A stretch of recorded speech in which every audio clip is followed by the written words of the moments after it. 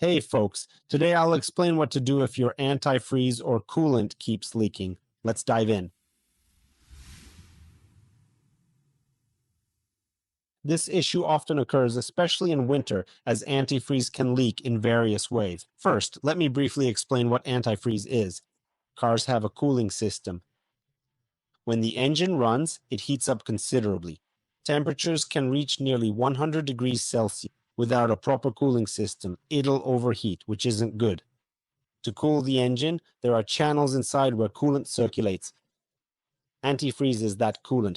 We might say antifreeze or coolant. For drivers, it's basically the same thing.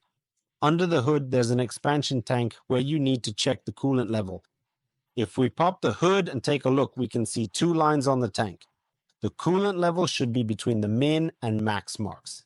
Now, you might wonder, what happens if the coolant level drops to or below the minimum? If it's at or slightly below mine, it's not a big deal, but the heater won't work as well as it would with the proper antifreeze level. But you get it? If the coolant is for cooling the engine and we're running low, well, to put it simply, the engine could overheat. So it's crucial for us drivers to keep an eye on the coolant level before we tackle what to do when it's constantly dropping to or below the minimum. We need to ask, how quickly is it going down? Sometimes over a month, especially as it gets colder, it drops. That's why I mentioned it earlier. This problem specifically occurs during the winter season and resolves itself within a month by a centimeter or half a centimeter, which is all within normal range, but there are situations when you just topped it off, and after 2 or 3 days, you're at the minimum level again. So the question is, what to do when the coolant level is at the minimum or lower? Of course, top it up in order to at least observe what happens next. This raises several questions: what to add, where to get it, and to what level. We've figured out the level. No need to fill above the maximum. You can read what to add in the owner's manual. If you have antifreeze, the type of antifreeze they may have, several brands, colors, etc. We could make a separate video about antifreeze, but we won't get into that now. Maybe you have tussle, doesn't matter. Coolant in the car. You see the kind of motorist's kit I have, as one should. So if you suddenly top up less, but observe. If you see it's a one-off action, still check.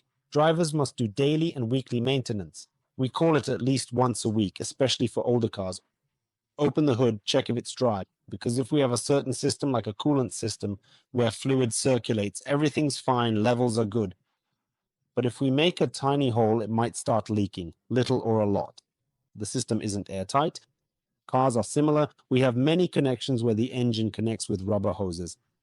Sometimes a clamp holds it, or it just needs tightening. So when antifreeze keeps leaking, first open the hood and check the radiator, hoses and spots where it's damp or wet, where it's leaking from.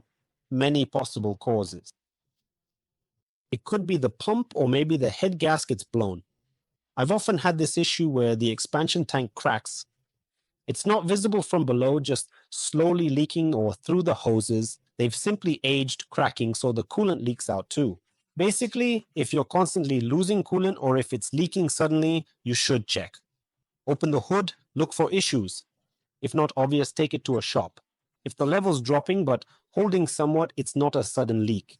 You can top up the coolant you have and carefully drive to the nearest shop. But if, like I once had, the pump breaks and it's gushing out, don't bother refilling. In that case, you'll need a tow truck to get the car to a shop. Remember, folks, maintain your car. Daily maintenance, at least an inspection once a week. Open the hood and don't forget to start a record. You can call it a checklist. Car maintenance. What, when was changed, planned, unplanned, and so on. Because car is key to our safety, it must be in good working order, and to ensure it doesn't let you down, you need to treat it like a family member. If you have anything to add on this topic in the comments, please write. I'm always happy when my colleagues or experienced drivers provide additional advice on the topics I cover, adding advice in the comments for beginners to read and to learn something new. I might learn something new too. If subscribers have any questions on this topic, especially beginners, do write in the comments. Don't forget to subscribe to the channel, support this video with a like, and as usually, I wish all of you good luck. Bye-bye, everyone.